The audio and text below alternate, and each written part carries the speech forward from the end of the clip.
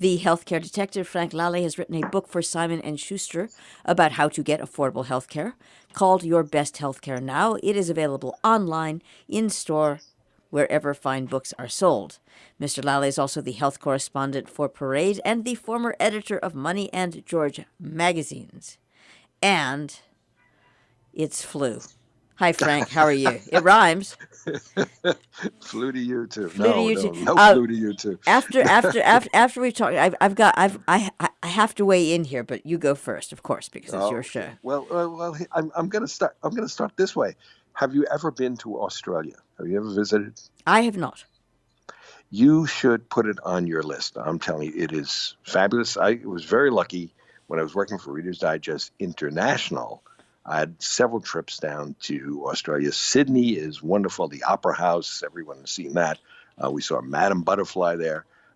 Restaurants are great. The people are friendly. The wine is good. Hotels are terrific. Australia, put it on your list. But today, I've got some bad news from down under. So Australia has just suffered through its worst flu season ever. Now, they're cold when we're hot. It's opposite It's down the other there, way. right? Yeah, it's the other way around. So they just went through the flu season. And here's why we're talking about this. The so-called B virus for the flu this season that made so many of the Aussies sick is now here in the United States. Not only is it here, it's here with a vengeance. Our CDC, the Center for Disease Control, says that the flu is spreading faster than any year since 2009. Now, you may remember 2009, that's when we had a flu pandemic in this country.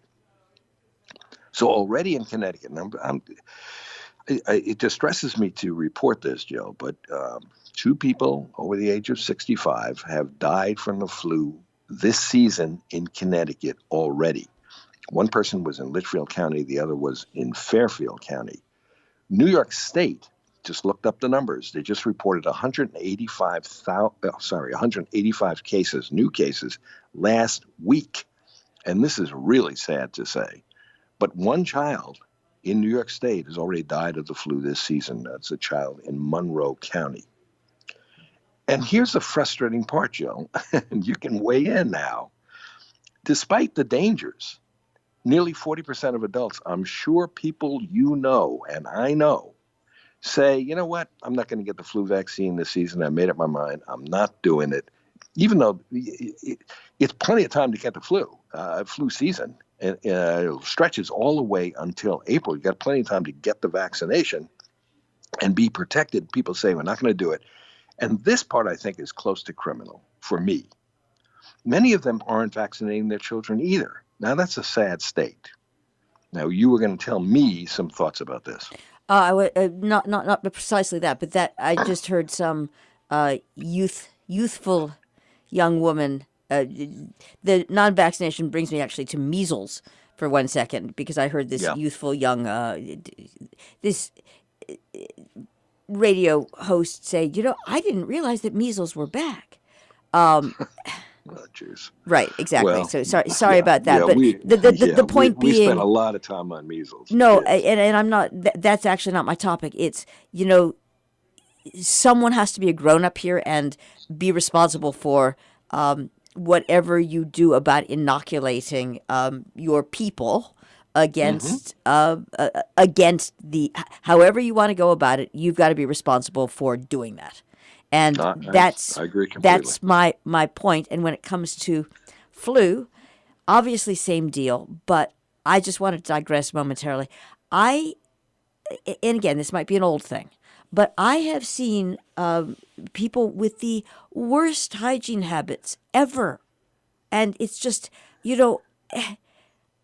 on top of being aware, because the flu vaccine is only going to cover X percentage of the possible variants, when you're out there in the big wide world, you gotta not sneeze on the fruit.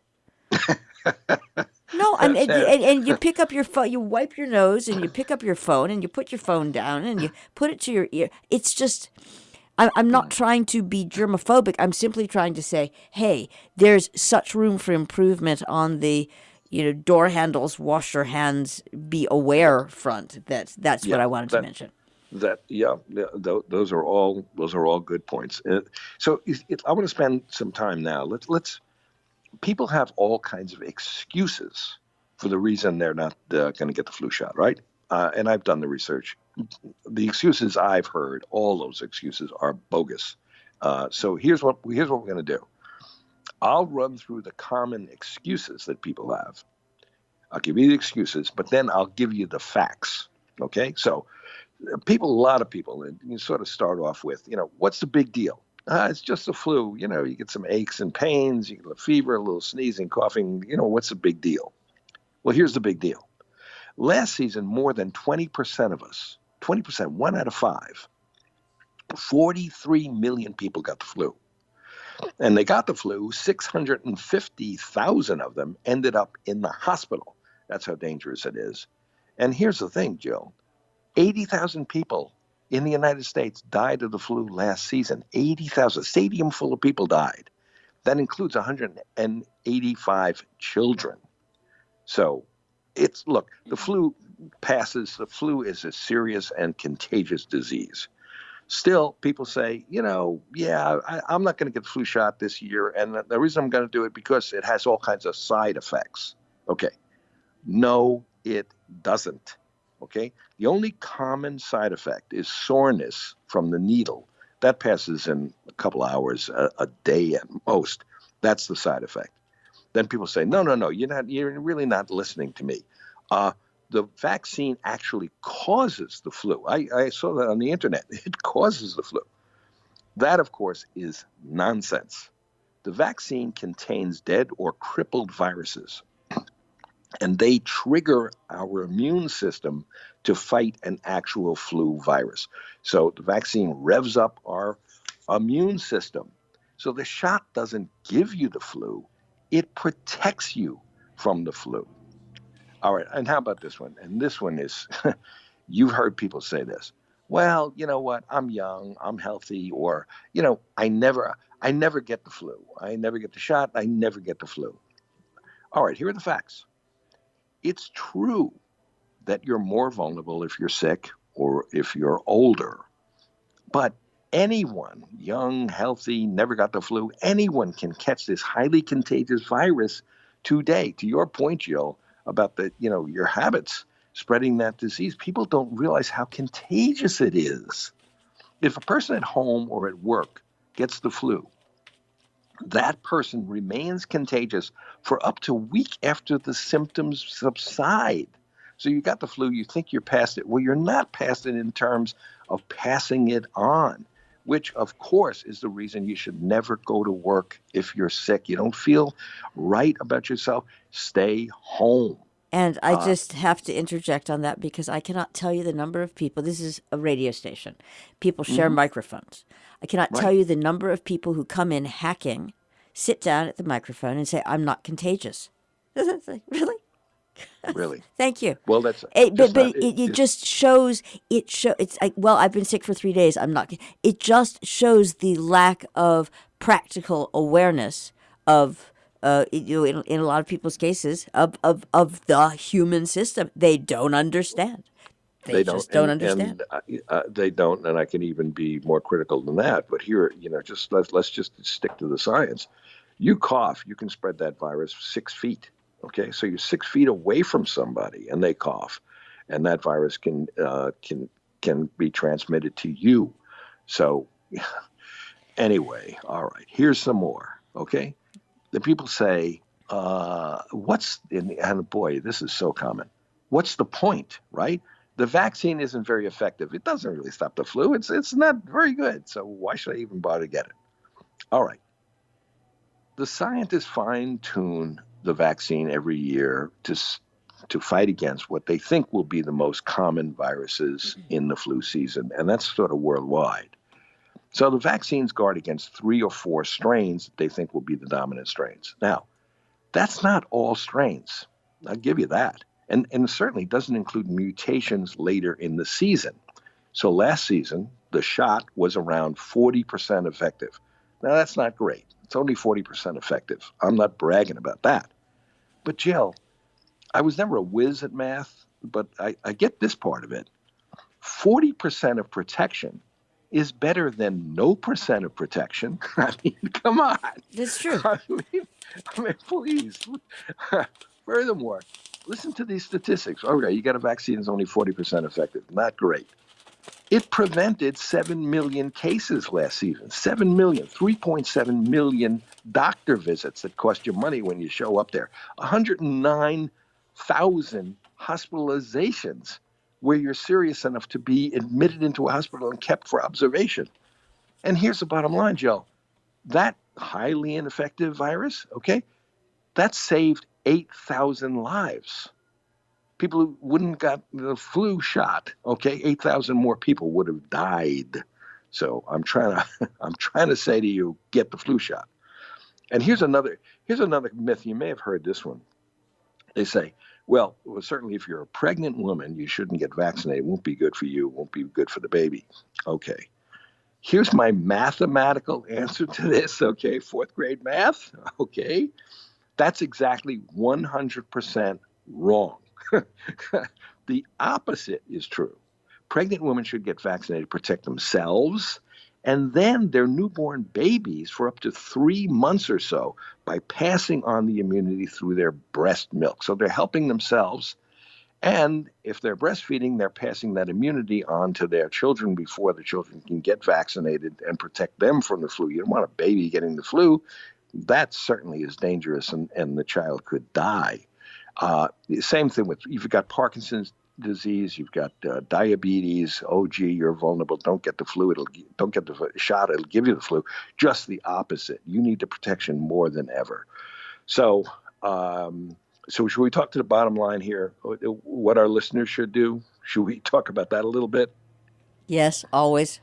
Always. Okay.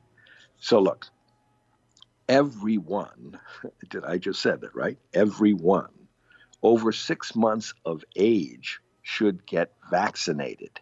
Everyone. Children up to the age of 8 should get 2 shots, and about a month apart. Now, if you get your child those 2 shots, that vaccination is going to be 60% effective against the flu, better than the general population. Same point can be made with older people. Older people should get a double shot. You can ask for it from the pharmacist at CVS, or your doctor can arrange it. You get a double shot. That gives you more protection too. And then we talk about whether there's going to be, a hit to your pocketbook here. Virtually all insurance covers these flu shots at no cost to you, okay? But let's say you don't have insurance at the moment. All right, it's not terrible. It costs you about $40 from about age 2 up to 64, where you're just getting a regular shot, right? It costs you about $40 for the shot.